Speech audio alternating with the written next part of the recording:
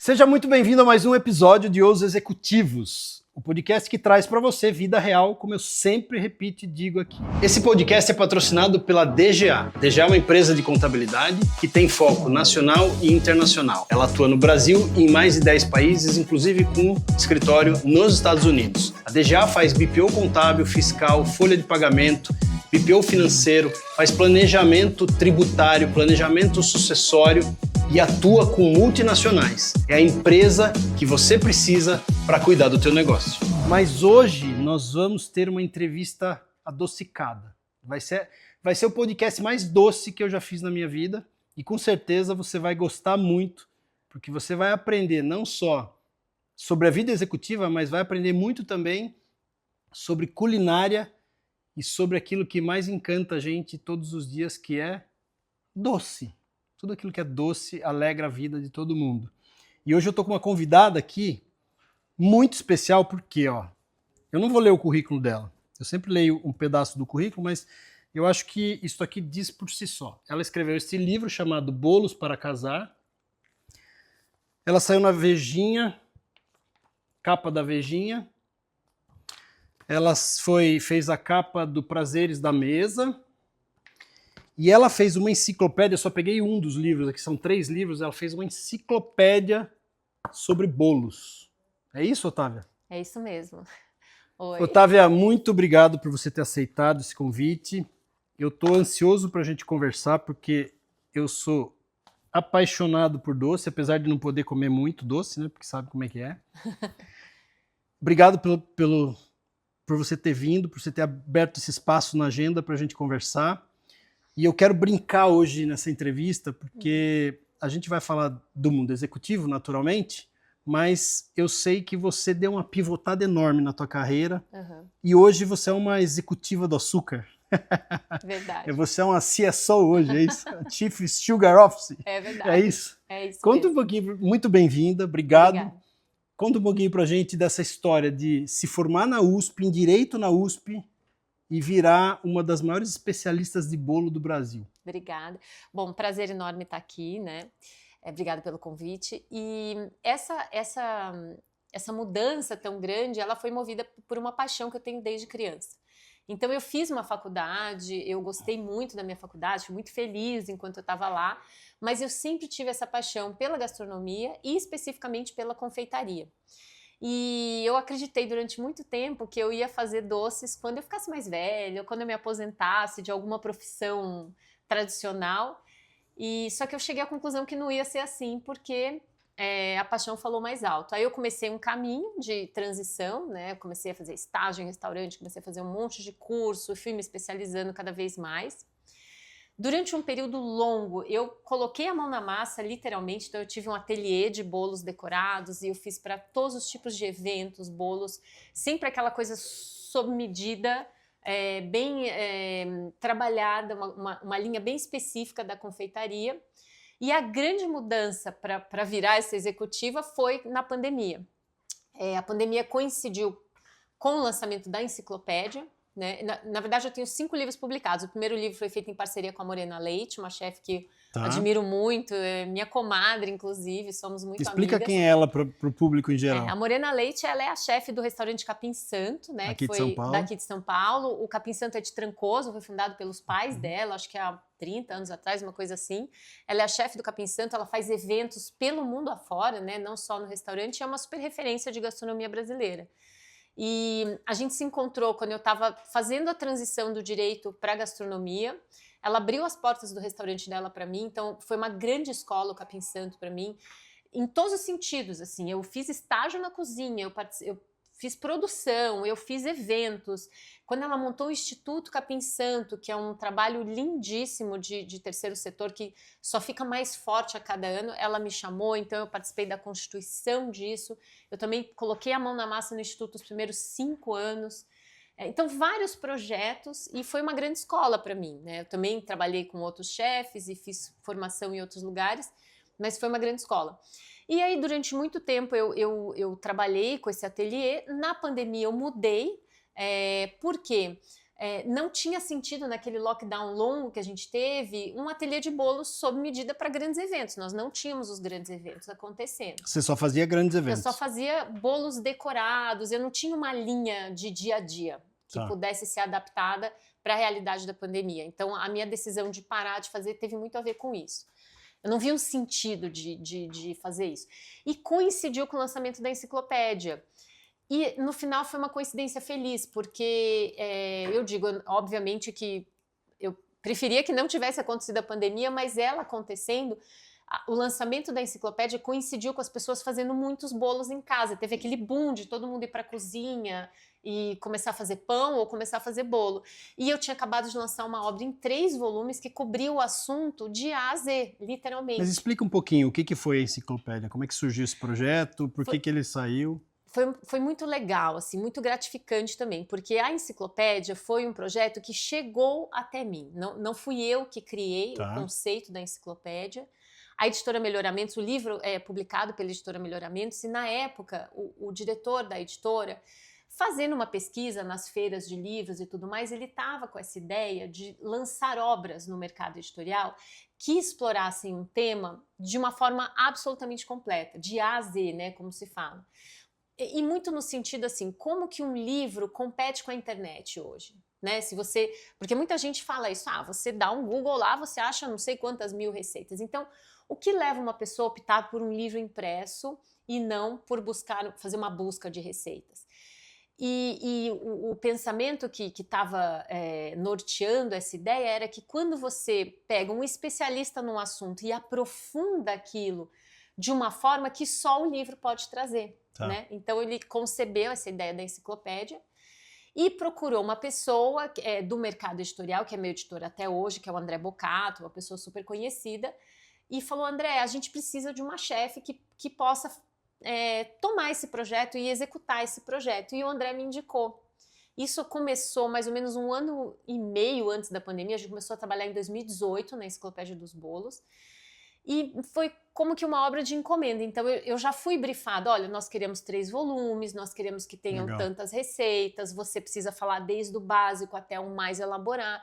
Já veio muito nesse sentido. E aí nós começamos a trabalhar, teve uma fase de criação, depois uma fase de produção, fotografia, e eu atuei de uma forma bem assim, em tudo, até a produção fotográfica do livro fui eu que assinei, a produção das fotos, acompanhei todas as fotos, tudo. O livro ficou pronto, passou para toda aquela fase de correções e ajustes de texto, tudo mais. Foi para impressão. Beleza, o livro está pronto, ele foi impresso na China na época, chegou no Brasil no comecinho do ano, fizemos um lançamento em fevereiro. Impresso na China? Foi impresso na China. Na época era uma tendência do mercado, hoje em dia não está mais se fazendo isso, mas ele foi a primeira tiragem dele foi impressa na China. Que legal. Interessante, né? E aí, bom, vamos fazer o lançamento, fizemos o lançamento do livro, acho que foi em fevereiro de 2020. Eu lembro no lançamento de pessoas comentando, e essa coisa aí que tá de Covid, que estão falando. Mas... Não, mas tá lá na Europa, não vai chegar. Muita gente falando, não vai chegar aqui e tal. Isso foi fevereiro, mais ou menos. Eu estava na Europa nessa época e eu voltei muito gripado de lá e eu falei assim, será que eu peguei esse negócio que é Covid? Eu lembro até hoje. Vai saber, né? Então, e foi o que a gente já sabe, né? Deu mais ou menos 1 mês e meio, né? Acho que nem isso do lançamento do livro. Chegou aqui, né? E o lockdown e tudo mais. E aí foram aqueles 2, 3 meses, assim, muito o começo, né? Nossa, como vai ser? E aí começou essa tendência das pessoas fazendo as receitas e começou a ter um interesse muito grande na enciclopédia. E bem nessa época, eu já tinha mídia social, desde a época do ateliê. Inclusive, eu posso dizer que toda a minha carreira de confeitaria, de uma certa forma, começou na internet. Porque a primeira coisa que eu fiz, quando eu ainda fazia os estágios, isso é uma coisa que eu conto pouco, mas pensando bem, a primeira coisa que eu fiz foi criar um blog. Lembra da época dos blogs? Sim, sim. Você virou blogueira. Eu fui uma blogueira precursora, né? Porque o que na época eu sentia? Eu já estava me especializando nos bolos ultra decorados e as técnicas, os livros, os cursos, era tudo em inglês. Tinha muito pouca coisa no Brasil. Então, o blog era uma tentativa minha de tentar traduzir isso para o Brasil, tentar falar sobre esse assunto. Eu lembro de fazer uns vídeos assim muito simples e jogar no YouTube, como é que usa a pasta americana, como é que faz não sei o quê. Mas eu comecei já com essa vontade no fundo, acho que é uma vontade de ensinar. Eu acho que se eu fosse me definir assim, uma das coisas que mais me define é que eu sou uma professora, sabe? Eu acho que eu vejo muito assim, eu gosto muito de compartilhar esse conhecimento dessa forma. Então eu comecei fazendo um blog que chamava Bolo e Brigadeiro. Ele chegou a ser um dos blogs mais acessados na época. Que legal. Chegou a ter uma visibilidade, só que eu parei, eu tirei, quando o ateliê engrenou, eu montei uma cozinha, montei um ateliê e eu tinha as encomendas e os pedidos, eu fazia tudo. E eu não me via naqueles dois universos. Eu falei, ou eu vou fazer o blog ou eu vou para a cozinha. E a gastronomia, ela é muito exigente, né? Eu imagino. São muitas horas. Quanto tempo levava um projeto, por exemplo, de uma festa que você fazia? Como é que funcionava isso? Então, às vezes, assim, noivas, você fazia reunião com a noiva 6 meses antes da data. E às vezes você começava a fazer flores para um bolo cheio de flores 1 mês antes, 2 meses antes. Aquelas pastas, você diz, exatamente, aquelas elaborações. Aquelas elaborações todas. Então, assim, era uma coisa muito demandante. Mesmo eu tendo funcionários e ajuda, também tinha um certo gargalo, porque aquela coisa mais artística só eu fazia. Então, eu tirei o Bolo e Brigadeiro do ar num dado momento, porque eu não dava conta mais. E ele deixou de existir. Mas, assim, a sementinha estava ali, porque eu comecei fazendo isso, né? E aí, passado esse momento todo, começou essa questão da pandemia, a enciclopédia indo cada vez melhor.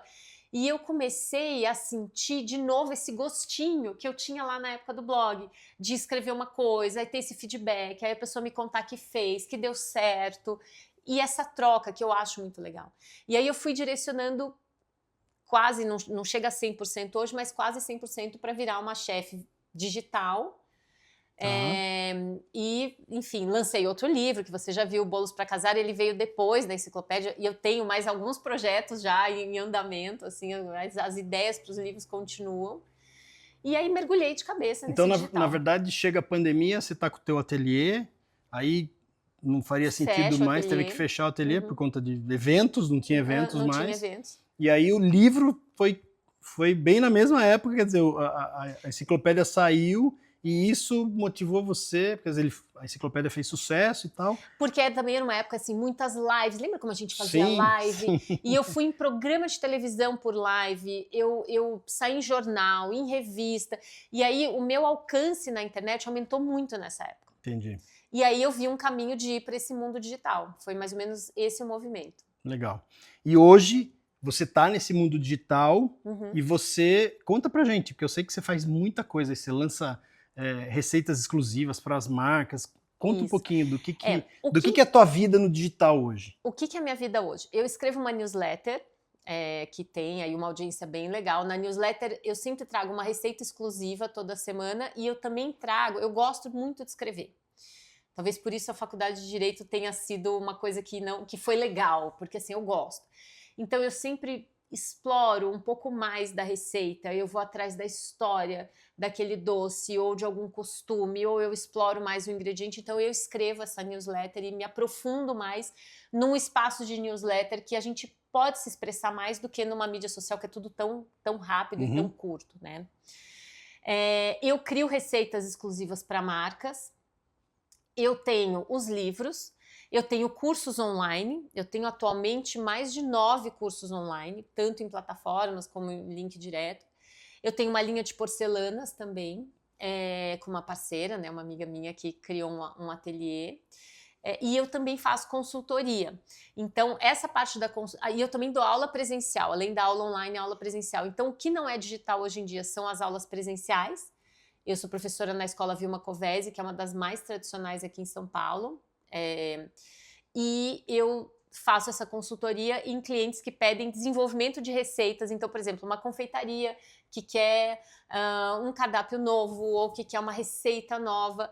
Aí é um trabalho 100% no mundo material, assim, porque eu vou no espaço, eu entendo como que é a cozinha, eu entendo quais são as necessidades, a gente tem degustação, geralmente é sobre fada, em ingredientes, tendências, até custo, enfim, qual é o perfil do mercado. Mas você atende daí cardápio fechado, assim, cardápio todo ou não só a área de... Confeitaria. Confeitaria, Só confeitaria, tá. Eu sou uma cozinheira particular, assim, na minha casa eu cozinho de tudo, Tá. eu gosto de fazer até churrasco, mas profissionalmente o meu repertório tá na confeitaria. Tá na confeitaria. Isso. Legal.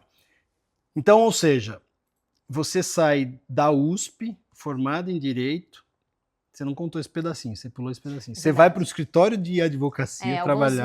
Alguns meses, foi bem curto. Foram alguns meses de muito sofrimento, que você porque chorou eu não muito. gostava, né? Você chorou muito lá, mesmo formada pela USP e tal, e você decidiu pivotar completamente a tua carreira, e hoje, pelo visto, você está muito bem, muito feliz. Mas a brincadeira aqui vai mais longe. A gente não veio aqui só para falar de bolo, né? Eu queria que você falasse um pouquinho sobre a questão do bolo correlacionado à renda familiar, que a gente estava conversando um pouco nos bastidores. Conta um pouquinho pra gente, Otávia, como é que isso impacta o Brasil, a sociedade do Brasil? Você me falou que os números são assustadores sobre isso. Vamos abordar um pouco esse tema, eu queria entender, porque você me contou também nos bastidores, eu queria que você contasse essa passagem pra gente, que você já atuou em todos os espectros, né, da sociedade, inclusive, em relação a desde bolos de luxo até ajudar pessoas de baixíssima renda, em situação vulnerável. Como é que foi tudo isso? Conta pra gente. Isso é uma experiência bem interessante, porque assim, ela já aconteceu em diversos momentos. Então, eu tanto tenho uma experiência com esse mercado de alto luxo, então festas muito exclusivas, celebridades sendo atendidas, bolos mandados para fora do Brasil, tenho tudo isso no currículo, bolos de aniversários de grandes marcas com eventos assim bem bacanas. E eu também, eu acredito que a cozinha eu acho que comida é conexão entre as pessoas e é um assunto democrático também, porque todos nós nos interessamos por isso. E aí, dando aula, eu já tive experiências assim, eu já fui voluntária num abrigo da prefeitura, na Bela Vista, e eram refugiados que queriam aprender ali uma coisa para vender no meio da rua. Sabe aquela barraquinha que você vê no ponto de ônibus e a pessoa corta o bolo e vende? Era isso. Então, assim, uma coisa muito simples, muito direta ali, com uma necessidade de gerar aquela renda para o dia, né? E também já dei aulas em eventos também do mercado de luxo. E eu acho que, por mais que alguns detalhes possam ser diferentes, no fundo, a gente se comunica da mesma forma e a gente traz uma coisa que é muito humana, que é essa habilidade da comida de criar conexão entre as pessoas. Então, no fundo, apesar das experiências serem amplas, existe uma conexão entre tudo isso. E eu gosto muito da ideia da gastronomia como um agente de transformação. E aí eu já atuei em muitas situações que isso era bastante evidente. Tanto a questão que eu contei desse abrigo, eu já trabalhei na Fundação Bradesco, eu trabalhei muitos anos no Instituto Capim Santo, inclusive em escolas parceiras do Instituto Capim Santo. Eu sou voluntária de um projeto lindo da Aliança da Misericórdia que chama Vila Cuore, que fica em Taipas, que também tem a mesma ideia. Então, assim, muitos projetos que tentam fazer o quê? Passar a gastronomia como uma ferramenta de transformação para jovens, principalmente jovens e adultos, numa situação mais vulnerável ou de risco social, que se capacitam com aquelas técnicas e a partir disso eles podem tanto trabalhar como gerar renda a partir de casa. E uma coisa bem interessante que eu tenho certeza que você sabe, a gastronomia é uma das profissões de maior nível de mobilidade social que existe. Se você comparar a possibilidade de mobilidade social de várias formas de empreendedorismo, de vários ramos de atividade, a gastronomia é uma das que isso é mais marcante, mais evidente. E tem um universo gigantesco, ele é muito pulverizado no Brasil, que são pessoas que estão gerando renda a partir de casa, dentro da confeitaria. E aí a confeitaria, ela é muito... Ela traz muitas possibilidades. O que é isso, traduzindo para o bom português? É fazer uma trufa em casa para vender na porta da escola, na hora que você vai buscar o seu filho. É fazer um bolo, embrulhar no papelzinho e vender no ponto... E por aí vai. A gente tem milhões de exemplos. E se a gente procura, por exemplo, números do Sebrae sobre isso, assim, são números na casa do 1 milhão. Assim, é muito transformador o que acontece. Na pandemia, isso só se intensificou. Eu não sei se você acompanhou, aconteceram até campanhas do tipo, compre do pequeno compre sim. daquela pessoa que você sabe. Porque é um agente de transformação real. E eu tenho até hoje, eu tenho pessoas que me seguem, que me mandam e-mail falando coisas do tipo, eu te sigo desde a época do blog. A tua receita de pão de ló eu faço há mais de 10 anos. E o meu filho formou na escola por causa dessa receita. Sabe? Que legal. Coisas muito assim... que eu acho muito gratificante de ouvir e que a gente sabe que é real. Porque é uma coisa assim, é muito evidente e não é muito difícil, você não demanda uma estrutura muito grande, você demanda uma vontade de uma pessoa fazer uma coisa, né? Tem ali umas regras básicas e tudo mais, um treinamento básico, tem até uma legislação hoje em dia que ampara, né, dos empreendedores individuais e tudo mais, e é um mercado muito empolgante, muito maravilhoso e que eu adoro também transitar por ele, porque... os feedbacks são muito bacanas. Eu acabei de lançar um curso, que eu estava te falando, o curso que eu fiz sozinha, que são flores de açúcar. Eu contei uma história que é real, que é muito bacana. Eu estava falando para o Douglas, ano passado, no primeiro semestre, a gente passou em Nova York, em família. E aí eu peguei a primavera em Nova York e eu vi aquelas tulipas. A cidade estava muito florida, né? E tulipas maravilhosas, e pra gente é uma flor muito exótica, porque no Brasil você vê raramente, né? Não dura nada. Não dura nada, ela tem que ficar no frio, você vai num lugar muito sofisticado, você vê uma tulipa ali, mas não é uma flor comum. E eu me encantei com aquilo. E coincidiu da época que eu estava em Nova York, de uma holandesa que se chama Natasha Sade, que é uma das maiores especialistas do mundo em flores de açúcar. Ela é uma artista, ir para os Estados Unidos para dar uma masterclass. Óbvio que eu fui atrás dela, né? Fiz o curso com ela, comprei o livro dela e comecei lá a fazer minhas tulipas de açúcar. E aí eu sempre postava tanto as fotos das tulipas na cidade, como as flores que eu fiz. E aí todo esse pessoal que segue fala, ensina pra gente também. Porque é uma coisa, você tem que estar em Nova York, a pessoa vir da Holanda, você fazer um curso. Não é uma coisa que tá assim... Disponível. Muito pelo contrário. Muito pelo contrário. Aí eu falei, bom, vou empreender nisso também. Montei o curso, ensinei a fazer as tulipas, acabei de lançar.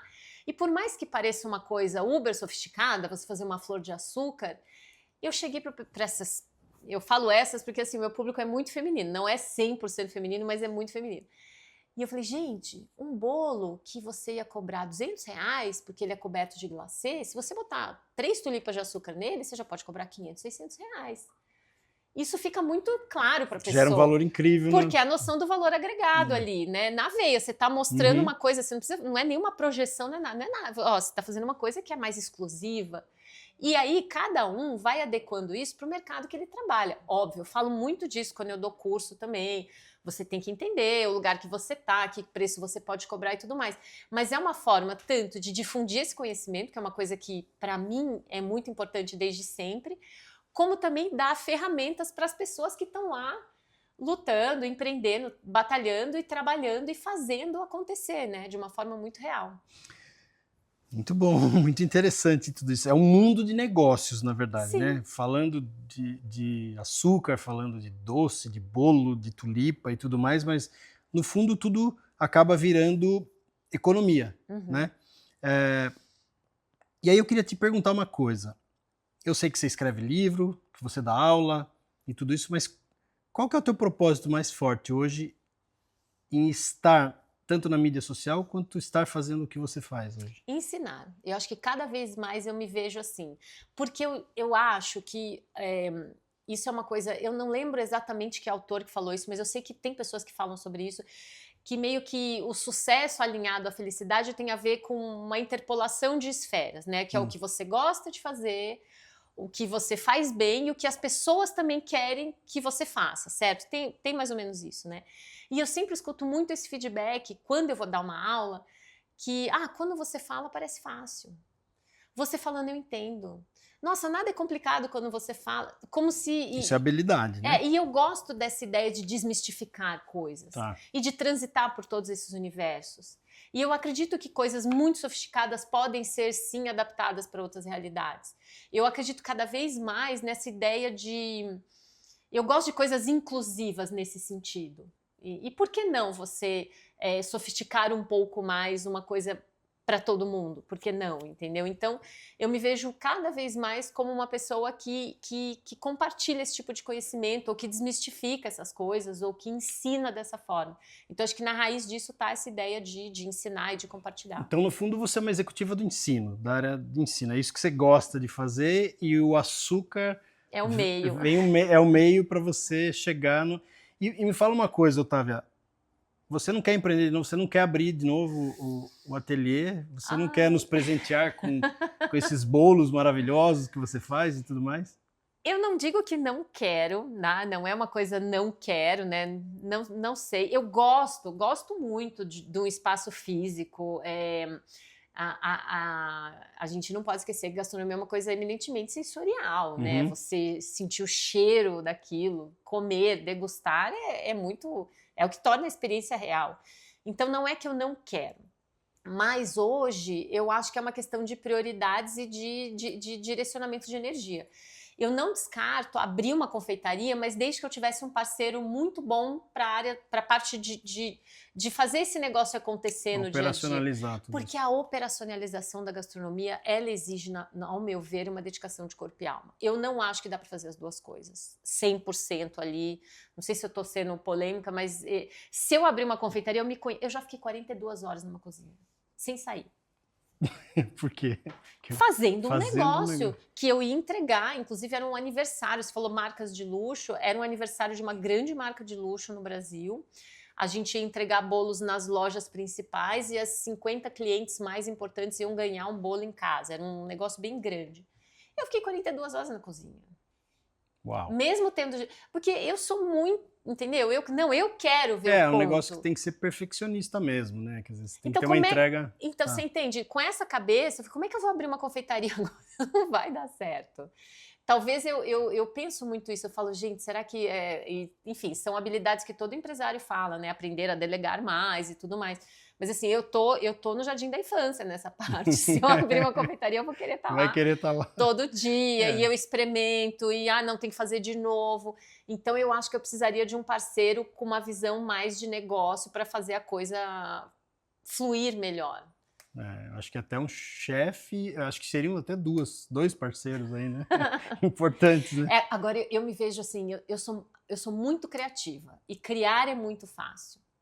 Então, se você me falasse hoje, amanhã eu tenho um cardápio de uma confeitaria, que eu tenho certeza que vai agradar, eu tenho muita experiência com o público de entender, assim, ou no curso, ou na experiência do ateliê, eu estou sempre lendo a respeito, eu vejo até a resposta da internet de acordo com as receitas que eu posto.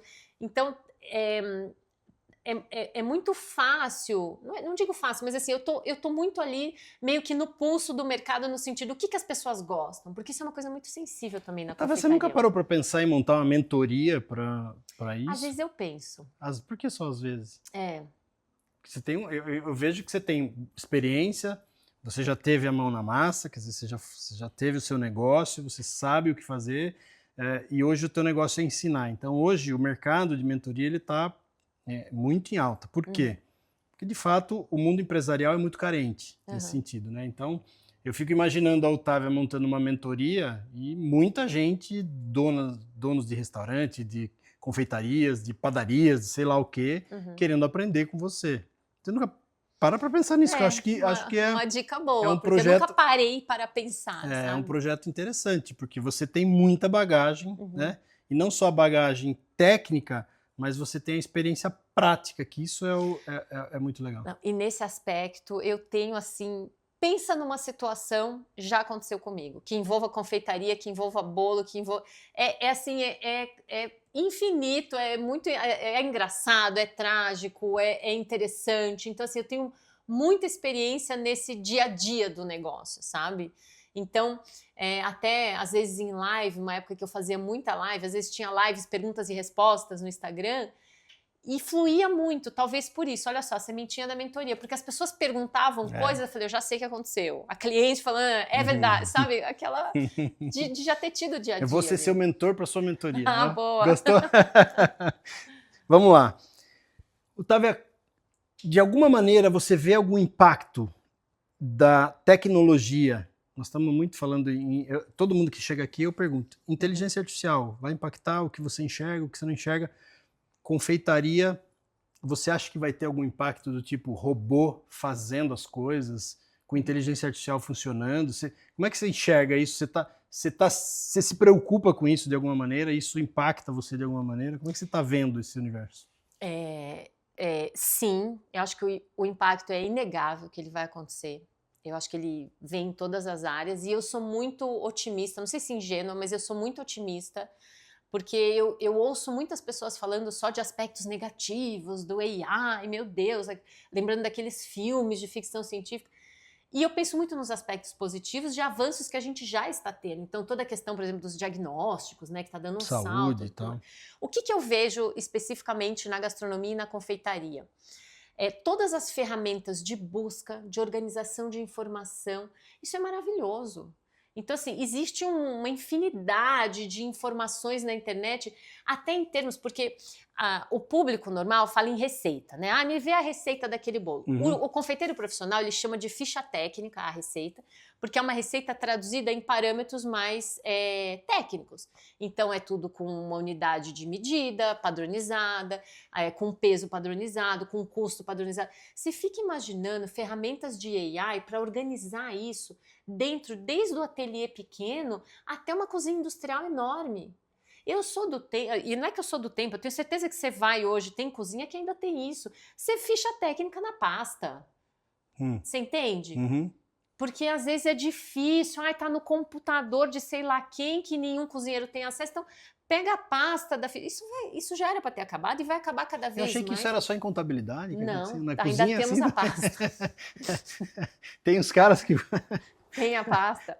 Tem os guarda-livros ainda dentro da cozinha também. Então, assim, imagina só você facilitar o trânsito de informações. Então, isso as ferramentas de AI vão impactar, já estão impactando e é super positivo.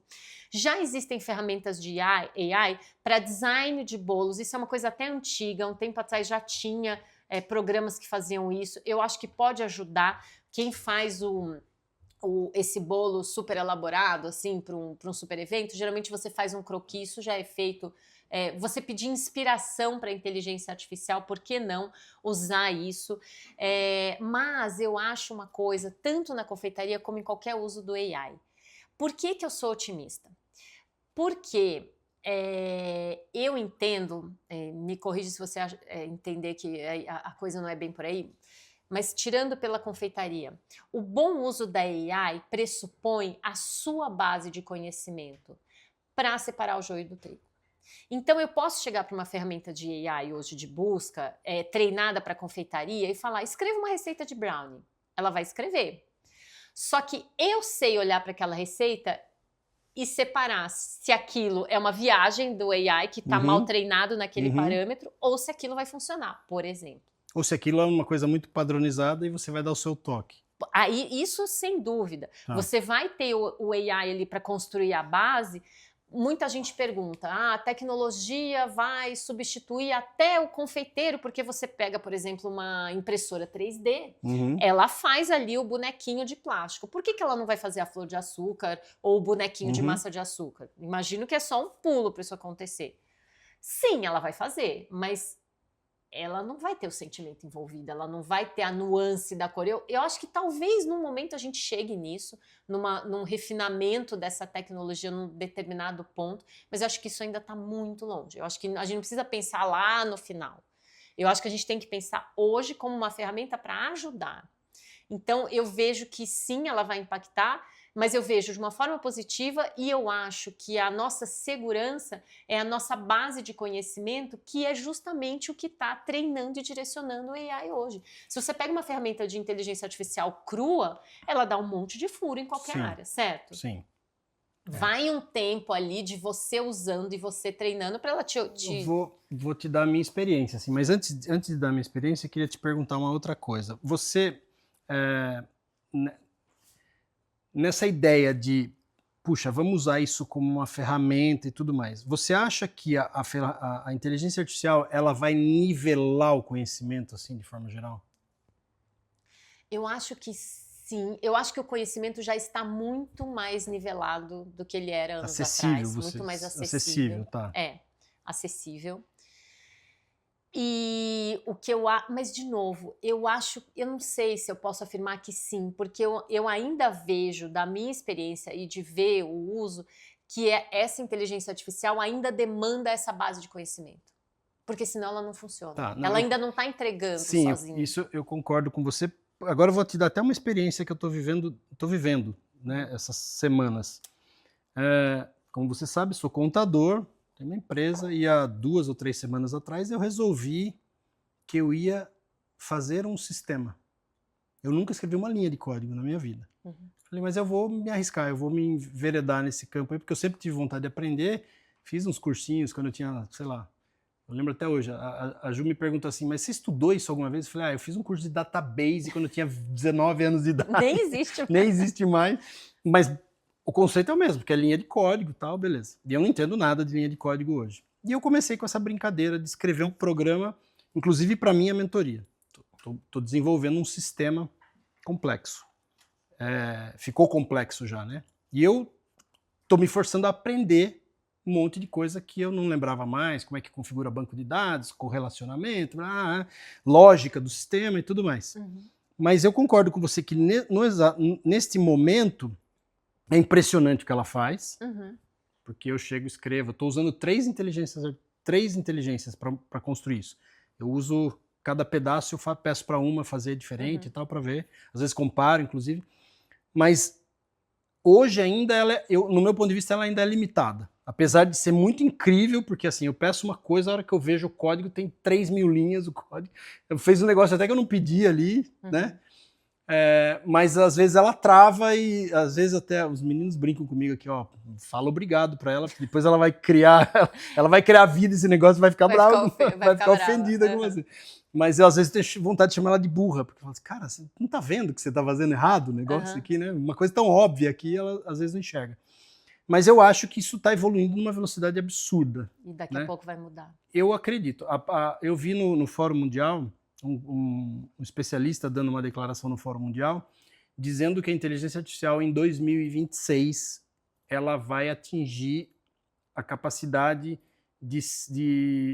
da soma da inteligência de toda a humanidade. Nossa. Em 2026. Isso deve acontecer. Com essa inteligência generativa e tudo mais que eles estão pregando aí.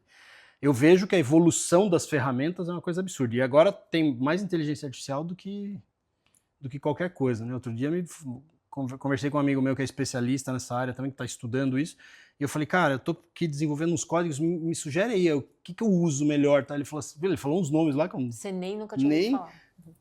Mas isso não é uma área, eu não sou longe de ser uma especialista na área. Não, nem então eu ouço falar. O que eu tô sentindo da experiência é que eu tô achando interessante de um lado, mas preocupante do outro eu tinha feito uma cotação para fazer um sistema. E aí veio a cotação. Aí eu falei, antes de eu aprovar a cotação, eu vou tentar fazer. E eu tô fazendo. E eu deixei de lado a cotação. Ou seja, eu não tô precisando contratar um desenvolvedor, ninguém. Óbvio que eu tô apanhando muito mais, mas isso para mim tá sendo gostoso, porque eu tô aprendendo com isso, e eu tô que nem você, eu não tô 42 horas programando, mas eu tenho ficado às vezes até de madrugada, brigando com a inteligência artificial lá para ver se sai o código, e tá sendo uma experiência muito, muito incrível para mim, mas ao mesmo tempo... Mas e o mercado? E o mercado? Sim. Qual a velocidade que isso vai acontecer, né? Porque nós estamos falando de humanoide aí, até 2030, navegando entre a gente, né? Então, eu tenho pedido para todos os convidados trazer um pouco da sua visão, porque eu acho que é legal, né? A gente teve várias opiniões sobre isso. Como é que você está vendo isso, não só no teu mercado, mas você tem filhos pequenos, como é que você está vendo isso para o mundo executivo do futuro? Ou como é que você imagina que isso possa acontecer? Como eu estava falando, eu não sou especialista na área, né? Então o uso dessas ferramentas de AI que estão mais voltadas para a gastronomia e confeitaria são mais limitados, talvez, nesse momento, ou eu não tenho conhecimento de uma coisa mais profunda.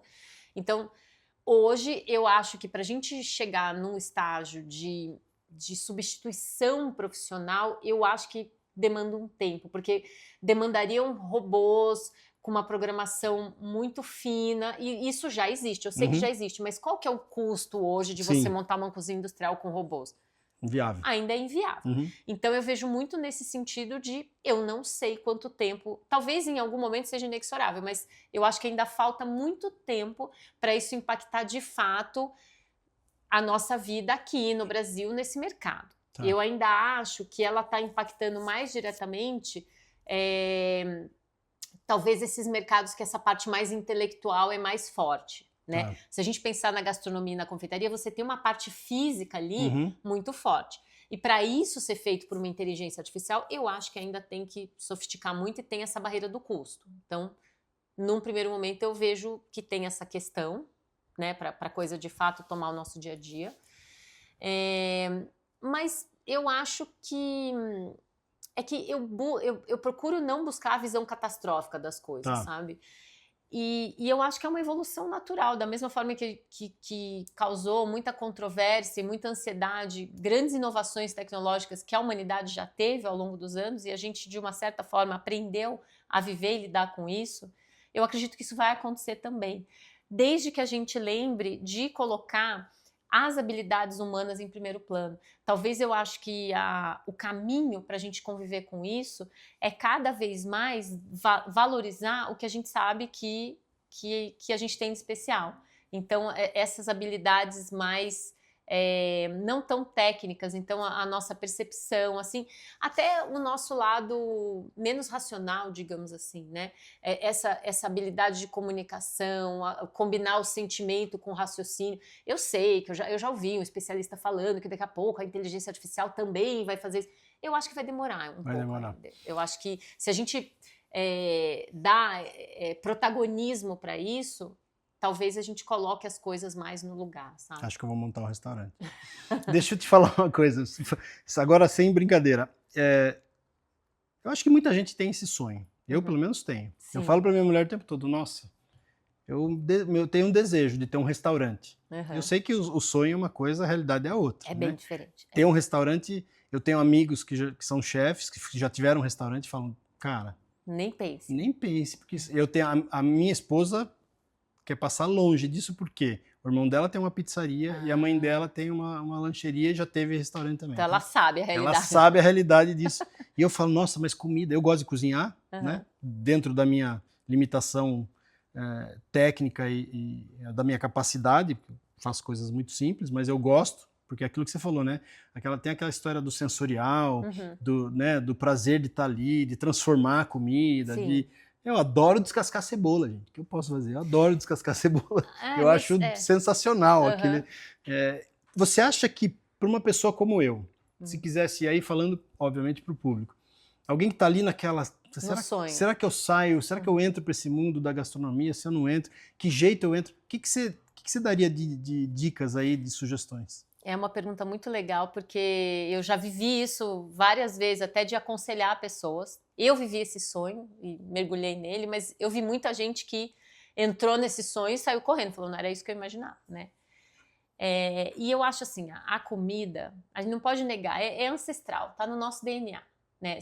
Ainda mais quando você tem uma paixão, é o que faz com que a gente permaneça vivo, não tem, ela junta pessoas, ela conecta, ela é expressão cultural, ela traz memória afetiva, então é um assunto muito maravilhoso.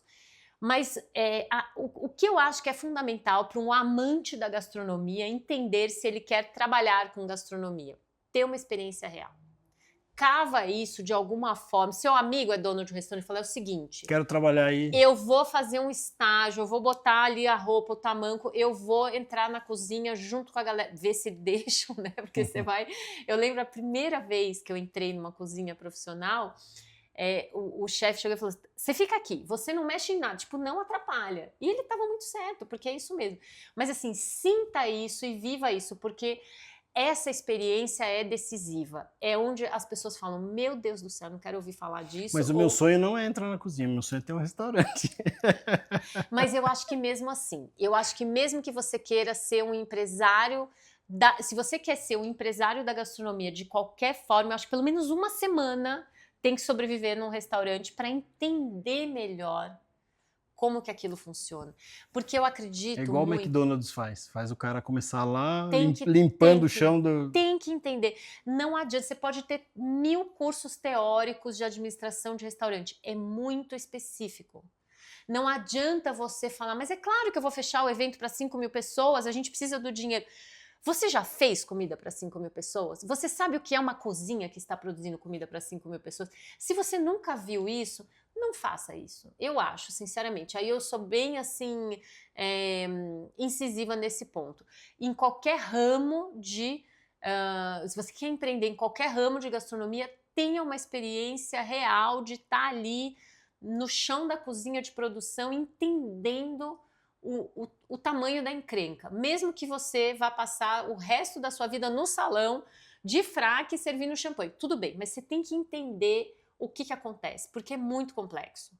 Eu tenho uma amiga que brinca, fala, na cozinha só tem gente louca, que é ou loucamente apaixonado pelo assunto, porque realmente é um trabalho. E talvez aí, voltando para o tema da inteligência artificial e da robótica e tudo mais, vai ver que é isso, o futuro é isso. Então um dia não vai ser ninguém que vai ficar numa panela ali mexendo naquele calor, vai ser um robô maravilhoso. Então a gente só pode ver vantagens porque é um trabalho braçal. A cozinha, tradicionalmente, o glamour da gastronomia assim, a gente já teve na história da gastronomia alguns chefes que foram celebridades. Carême foi o primeiro no século XIX, depois Escoffier. Tô assistindo você viu que saiu a série dele? Sim, né? do Carême, muito legal. Depois Escoffier, que fez toda a sistematização da cozinha. Eles foram cozinheiros respeitados, eles foram disputados pelos reis europeus, mas eram figuras pontuais. A figura do chefe celebridade, ela vem depois, talvez, do Paul Bocuse, tem uma certa divergência quando que isso começou, mas é um fenômeno moderno. A cozinha, durante muito tempo, não era um lugar que as pessoas queriam estar, elas estavam por necessidade. E, de uma certa forma, a realidade é muito essa. É um trabalho que, quando você entra numa cozinha de produção, se você for entrevistar todos os cozinheiros, tem pessoas que estão ali por amor? Sim, mas a história que você vai ouvir eu preciso de um emprego, foi a oportunidade que eu tive, eu fui crescendo aqui e é isso. Porque assim, ela exige muito fisicamente, psicologicamente, existe uma pressão enorme, é um ambiente tenso, é quente, todo mundo tem uma faca na mão, é diferente de você fazer um risoto em casa, é meio demorar sexta-feira 3 13, horas. assim. Não, mas ele tem um calor Deixa eu ali, te perguntar literal. uma coisa. Acho que é Bradley Cooper que fez aquele filme... Do chefe? Do chefe lá, pegando fogo, não sei, um negócio assim. É aquilo mesmo, uma cozinha? O chefe, os filmes, eles são todos romantizados, assim, um pouco romantizados, mas eu sou da opinião, há controvérsias nisso que eu vou falar, tem gente que não gosta, mas sabe aquela série The Bear? Do FX? The Bear. Nunca assisti. Eu acho que em português, eu não sei se traduziram como O Urso, uma coisa assim, mas The Bear, procura The Bear. Tá. É muito boa. Porque eu acho que de tudo que eu já vi, não é sempre daquele jeito, que você vai ver a série e fala, meu Deus, que coisa disfuncional. Não. Existem cozinhas que funcionam de uma forma muito harmoniosa também. Mas ali tem situações que estão muito perto de situações que eu já vi. Então é legal que dá um gostinho. É exagerado, é romantizado, lógico, porque é entretenimento, mas tem um pouco de realidade ali nesse sentido. E a gente não pode esquecer isso, gente. Você vai estar em pé, a cozinha passa de 40 graus sempre, a confeitaria não. Então tudo bem, às vezes tem confeitarias que são climatizadas, você vai derreter um chocolate, trabalhar com uma massa laminada, aí até gostoso, 18 graus, ar-condicionado, mas de qualquer forma, você vai estar em pé da mesma forma, você vai estar ali abrindo e mexendo, então ela exige muito fisicamente. Quando eu comecei a fazer estágio, acho que os primeiros 3 meses, eu sentia dor no corpo, sabe? De se acordar de manhã e parece que você sei lá, ou fez muito exercício, ou é porque ela exige mesmo. Tá. Sensacional, porque é a realidade, né? Todos os negócios têm as suas dificuldades, têm os seus desafios e a gente olha muito o glamour das coisas. Eu tenho o sonho de ter um restaurante, não para estar na cozinha, mas porque eu acho que o ambiente é legal, assim, É né? muito legal. Você está recebendo as pessoas num momento feliz, que as pessoas querem comer, que as pessoas Sim. querem conversar, querem, né? Ninguém vai, salvo raras exceções, ninguém vai puto pro restaurante. Sim, Né? é Eu tô verdade. puto, eu vou pro restaurante almoçar, vou jantar com a minha família, porque eu tô... Não, É. a gente vai pro restaurante porque a gente quer confraternizar e tal. Então, eu acho legal esse ambiente, assim, da confraternização e tal. Eu lembro até hoje que eu tive um cliente, ele ficava em Sorocaba, esse cliente, ele era, tipo, um empresário, tinha um negócio, tal, ele desmontou e montou um restaurante. Uhum. E ele se empolgou tanto com o restaurante, porque toda vez que eu ia lá almoçar, final de semana e tal, ele tava no restaurante e ele ia de mesa em mesa. O único problema é que ele ia bebendo de mesa em mesa. Quando ele chegava no meio das mesas, ele tava bêbado completamente, já falando um monte de groselha, um monte de coisa. No fim, o restaurante acabou não dando certo, porque né, se empolgou demais. Mas eu acho que assim, o que me atrai muito da culinária é isso, né? Quer dizer, você sempre tem... Eu sou italiano também, né? Italiano e português. Você sempre tem essa imagem de que a culinária é onde as pessoas estão juntas, reunidas, conversando, né? Então, assim, essa sensação que me atrai a ter um... Uma outra coisa, é muito legal isso que você falou. Eu acho que eu te vejo mais como uma figura ali do restaurateur, né? Aquele cara que tá no salão, que recebe as pessoas, que comanda o show, mas que não tá ali na cozinha. Mas mesmo nesse caso, eu acho que vai 2 dias, não precisa ser uma semana. 2, 3 dias já deu pra... Não, uma semana, um mês dá pra ficar um mês lá na cozinha inteira. Mas eu acho importante e uma coisa muito legal também para falar, um insight para quem tem esse sonho, que eu acho que aí talvez ajude muito. Não esquecer que a cozinha como um todo, a confeitaria, a gastronomia, a cozinha e até um sommelier, uma pessoa que trabalha com vinhos, é uma profissão de serviço. Então, servir, né? Servir. Você se vê na posição de servir? Você gosta de, por mais sofisticado que seja ou por mais que seja na rua, você se enxerga estando ali para servir? Porque eu acho que isso hoje em dia norteia, ou deveria nortear, até a criação do chefe. Muitas vezes, isso na confeitaria é fundamental. Você tem a sua ideia maravilhosa, você pensou numa combinação exótica, e é legal que tenha isso, porque a gente precisa de novos sabores e tudo mais. Mas as pessoas querem isso. Então, isso vem de um lugar de você querer servir, oferecer um serviço, porque eu acho que se você não enxerga isso, eu não sei se vai pra frente. Eu acho que conflita, né? Conflita. Legal. A gente pulou uma parte da tua história aí que eu queria saber um pouquinho. Você foi modelo, é isso? Fui modelo. 10 anos. Então, peraí. Antes ou depois de ser advogada? No meio, porque eu comecei na faculdade. Tá. Quando eu vim fazer faculdade em São Paulo, uma pessoa que era um amigo me colocou em contato com uma agência grande, na época era a Ford Models do Brasil, e aí foi concomitante com o tempo na faculdade. Eu cheguei a trancar a faculdade 2 vezes, morei fora e tudo mais.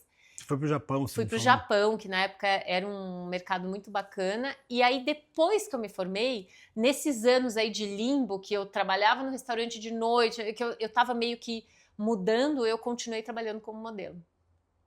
Então, peraí. A história de confeitaria, açúcar e ser magra do jeito que você é, tem a ver, sabia que tem a ver com a modelagem. Explica isso, porque assim, eu fico imaginando, se eu tivesse uma confeitaria, eu ia comer todos os bolos que eu fizesse, eu ia experimentar o bolo que eu ia... É engraçado. Como é que você controla esse negócio? Conta o segredo, porque todo mundo aqui quer saber. Eu vou dar uma mentoria. Como é que se mantém magra tendo uma confeitaria? Então, sempre, a gente acaba sempre chegando nisso, né? E eu acredito em alguns pontos, eu acho que explica. Eu não tenho uma tendência natural a ganhar peso, nunca tive, fui uma adolescente magérrima, então eu acho que isso é um fator que a gente não pode negar, né? Porque genético. Tem a questão genética, sim. Mas, no fundo, eu acho que quando você trabalha, e pelo menos essa é a minha visão, você acaba desenvolvendo muito seu paladar. Então, eu gosto de açúcar, eu amo açúcar. Mas se a gente fosse fazer, vamos supor que a gente entrasse agora num estudo, talvez eu consuma menos açúcar que quase todo mundo que eu conheço. Eu não ponho açúcar no café, porque eu acho que o café fica doce demais e eu não sinto o sabor do café. Eu sou muito seletiva no doce que eu como. Eu gosto muito de um doce e eu acredito, e eu não vejo nenhum problema, que muita gente fala, o açúcar é o grande vilão da humanidade. Eu não acho. Eu acho que se você usar com parcimônia, num produto especial, num doce bem feito, e quando eu digo especial, não é que você precise ir num chefe 3 estrelas Michelin, pode ser um bolinho de fubá que você fez na sua casa para sua família, mas com cuidado, com atenção, com bons ingredientes, com carinho, com toda essa história por trás, para aquilo ser saboreado também, com presença, com atenção, e não comido indiscriminadamente todos os dias. Então eu acho que o problema do açúcar é o ultraprocessado, é esse açúcar escondido, é essa coisa que às vezes é sem controle. Eu acho que o problema do açúcar é a ansiedade das pessoas. Né? Exatamente, eu não acho que o problema é o açúcar. Então, assim, eu ganho uma caixa de chocolates, do melhor chocolatier do mundo, inclusive há pouco tempo ganhei isso de presente. Dura 15 dias na minha casa.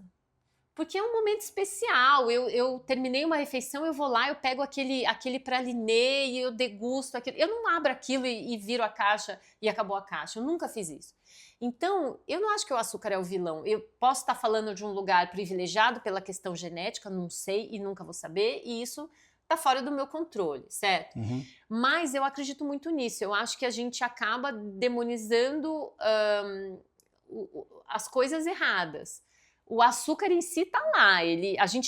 Eu fiz uma pesquisa sobre o histórico do açúcar no Bolos para Casar. A gente tem imagens pesquisadas na Biblioteca Nacional. Gente, o açúcar não é um produto moderno. E tem toda essa imagem, não, porque o açúcar é da modernidade. O açúcar refinado, sim. Mas o açúcar é extraído da cana há muito tempo, muito mais tempo que a gente imagina. Claro, tudo bem, mas era um consumo menor.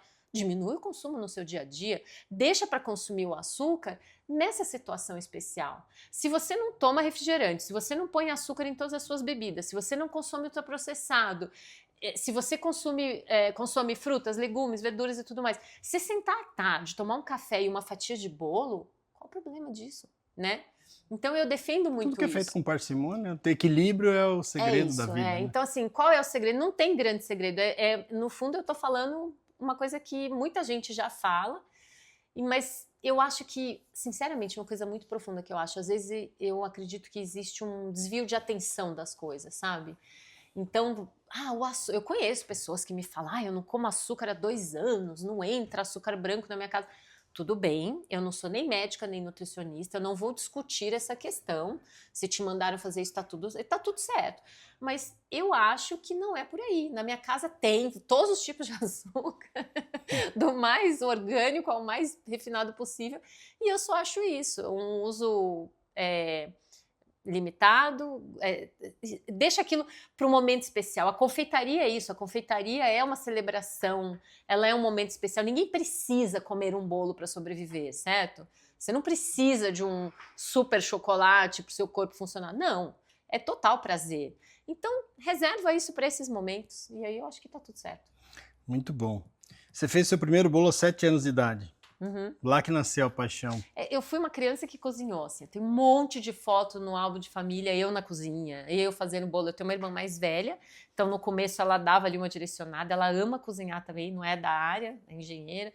Mas assim, a gente em casa, às vezes final de semana, o programa era ir pra cozinha. Eu, minha irmã, minha mãe, às vezes meu pai ia lá, dava um pitaco ou outro. Era uma família que gostava de cozinhar. Muito bom. O que você acha que é o futuro da confeitaria no Brasil? Eu acho que cada vez mais esse olhar atencioso para o que é caseiro, para o que é feito em casa, para sabores mais simples. Sempre vai ter um espaço para alta confeitaria. Uhum. A gente sempre vai querer uma criação de um chefe, uma coisa inusitada, uma combinação de sabores exóticas. Mas eu acho que, como a gente está cada vez mais prestando atenção para a saúde, o que eu acho que vai acontecer? A gente vai excluir esse ultraprocessado, essa coisa. Acho que as pessoas estão se tornando mais criteriosas nos sabores.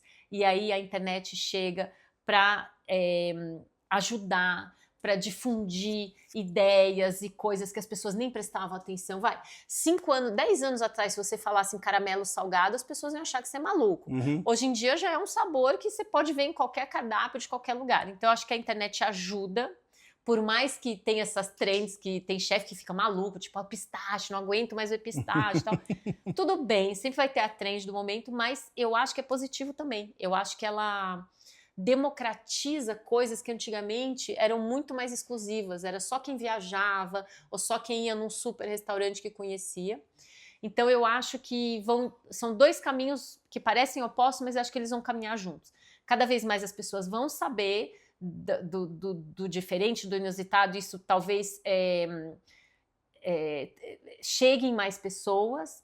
E cada vez mais a gente também vai ter uma volta para o que é feito com atenção, com cuidado, em casa, e as pessoas se descobrindo cozinheiras cada vez mais. Eu acho que isso também é uma coisa que começou na pandemia e também acho que não tem volta. Mas você acha que com essa guerra contra o açúcar que está tendo, porque agora diz que o luxo agora todo mundo está fitness, né? Todo mundo cuidando da saúde, está fitness. Você não tem esse problema, né? Você já tem... seus genes já ajudam você, né? Não é o meu caso, então eu tenho que ficar olhando isso o tempo todo. Tive que cortar açúcar de um monte de coisa. Eu adoro açúcar, adoro doce. Eu adoro... Minha avó fazia aqueles pudim, né? Pudim de leite. Pudim de leite. Eu amava aquilo. Nossa, eu era capaz de comer acho que tudo, o pudim inteiro. Então, comer o pudim inteiro não é uma boa. Eu me deliciava com aquilo, né? Mas qualquer pudim. Se você pegar um pudim fit, eu não gosto... de novo, aí é uma bandeira que eu bato o pé e não quero saber. Eu não gosto de ultraprocessado. Eu acho que a indústria de alimentos ela é maravilhosa. Eu acho que ela trouxe muitas inovações. Ela acabou com a fome em algumas situações, sabe? Eu acho que tudo você pode ver pelo lado positivo. Tem uma série de coisas fantásticas. Conservação de alimentos. Também eu não sou contra a indústria. A indústria trair. E eu acho assim, vamos todo mundo junto. Então, boas diretrizes, bons ingredientes, informação para o consumidor e tá tudo certo. Mas, pontualmente, eu também acho que se a gente presta atenção e cada vez mais procura fazer mais em casa, uma coisa mais pura e tudo mais, você tem um caminho bom. E na confeitaria especificamente, eu não acredito em doce fit.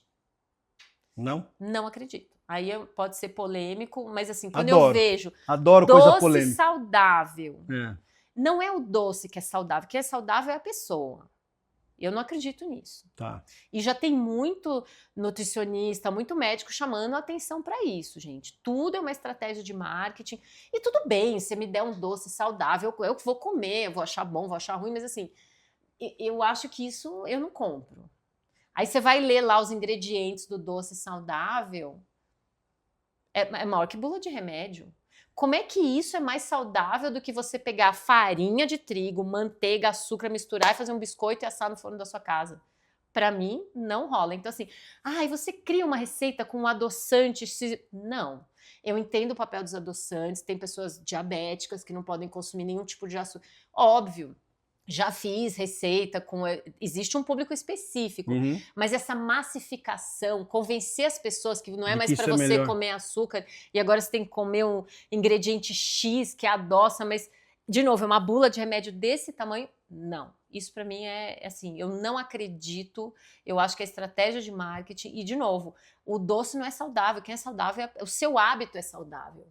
Porque se o seu hábito é comer a caixa de bombom, esse bombom pode ser saudável. Você entende? Entendi. O hábito de comer a caixa inteira não é saudável. É o equilíbrio. Seja o bombom de chuchu congelado, que é 0 calorias, ou seja o bombom de chocolate. Comer a caixa inteira não é saudável. O que você acha dos adoçantes? Qual a tua opinião em relação a eles? Eu acho fantástico que criaram isso para um público específico que, se comer açúcar... não, sei lá, morre, vai parar no hospital. Existe, a gente sabe que existe isso. Então eu vejo nesse sentido. Mas consumir adoçante indiscriminadamente, eu também não sou a favor. Eu não ponho adoçante em nada. Eu sinto o gosto de adoçante a 1 quilômetro de distância. Todos os adoçantes, mas esse aqui não deixa sabor residual. Tem o xilitol, tem o militol, tem o não sei qual. E, de novo, fantástico. Não é que eu sou contra, mas eu acho que desde que o uso seja para o público ao qual ele se destina. Eu não consigo acreditar que consumir um produto químico altamente processado é mais saudável do que botar uma colher de... Não quer comer o açúcar refinado, porque o processo de refino... Põe melado de cana, gente. Mel. Outro dia eu ouvi falando mal do mel, porque o mel, como se... Gente, mel, tudo bem, é açúcar, a insulina, e de novo, não sou médica, não sou nutricionista, estou dando minha opinião como confeiteira. Mas para mim não faz sentido isso. Eu vi uma galera agora que é contra suco de fruta, porque é altamente doce, porque tem a frutose, concentra o açúcar e não sei o quê. É uma guerra contra o açúcar, né? Teve uma época que tinha guerra contra o ovo. Não sei se você lembra disso. Não, porque comer ovo faz mal. Eu falava assim... agora o ovo voltou, deve estar de brincadeira comer. Eu continuei comendo ovo. Eu como muitos ovos por dia. Assim. No mínimo, 4 ovos por dia eu como. E eu nunca dei bola para isso. E o meu colesterol sempre foi normal. Minha vida... Pelo contrário, o ovo me faz um bem... Eu acho que a questão do suco... Eu vivi muito isso porque eu tenho 2 crianças, né? Então, e elas são pequenas, então eu ouvi isso também. Por exemplo, muitos pediatras falam, não pode dar suco de fruta para criança. Eu acho que tem uma questão de contexto nas coisas. Então, de fato, quando você faz o suco, ninguém come 5 laranjas. Se você tiver que descascar a laranja, comer o bagaço da laranja, chupar a laranja. Só que se você espremer 5 laranjas, dar um copo desse tamanho, você toma e aí tá só o açúcar. Eu ouvi na época que a explicação era essa. Ok, e faz muito sentido. E eu acho que toda a campanha, não consuma sucos de frutas, por exemplo, você pega uma realidade americana, você vê aquele galão de suco de maçã com uva, que tem muito açúcar concentrado, e de repente crianças que a bebida é essa, não tem água, não tem nada, então tá com sede, toma o suco. Aí eu acho que vale você falar, não faça isso, porque é só açúcar.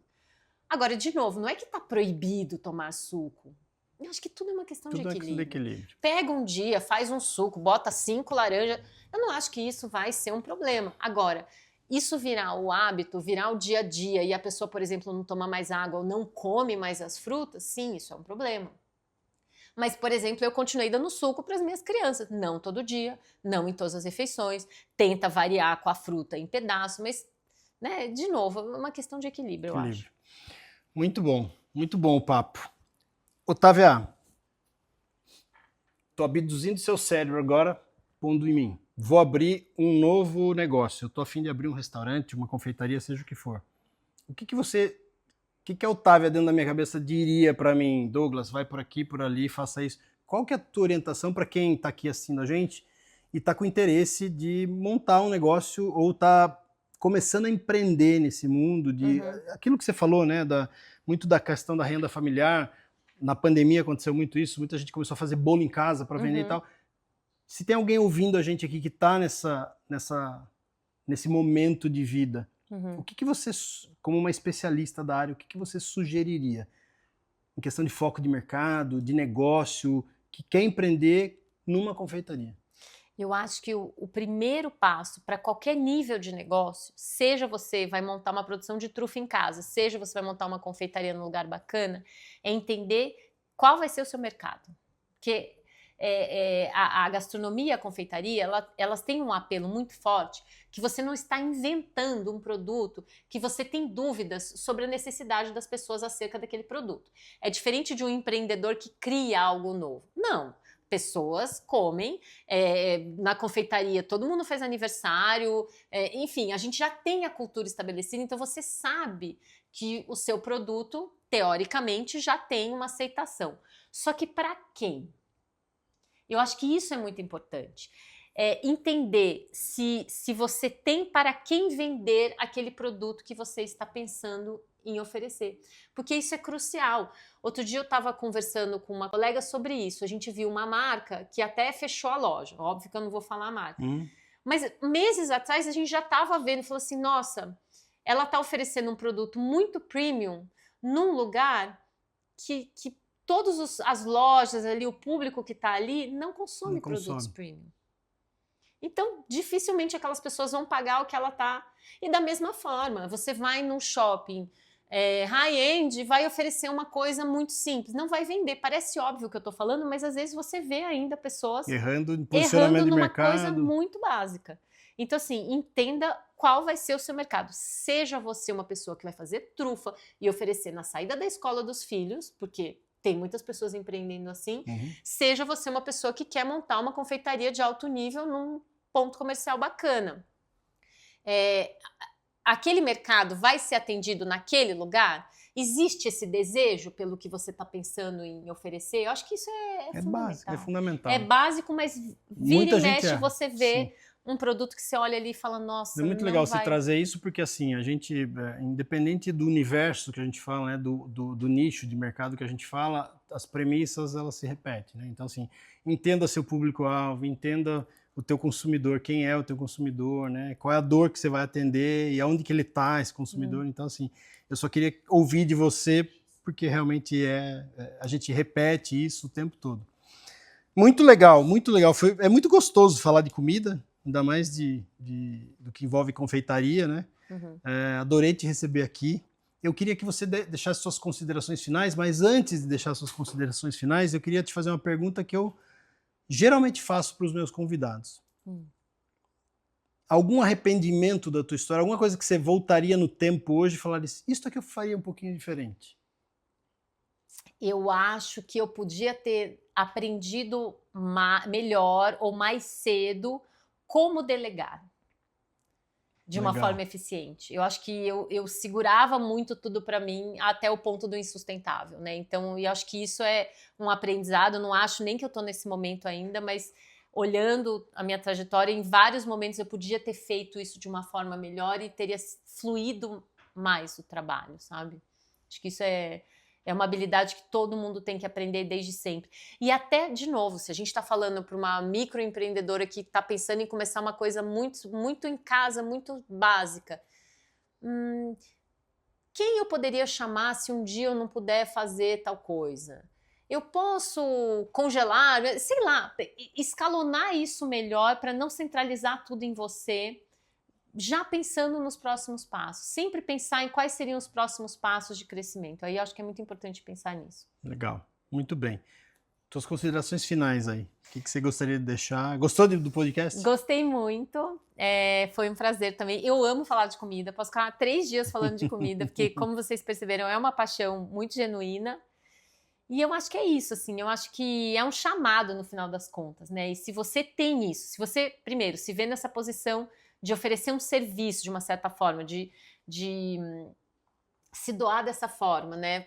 Fazendo uma comida, agradando as pessoas dessa forma, é um caminho apaixonante. Apesar de todas as dificuldades, vale super a pena. Legal.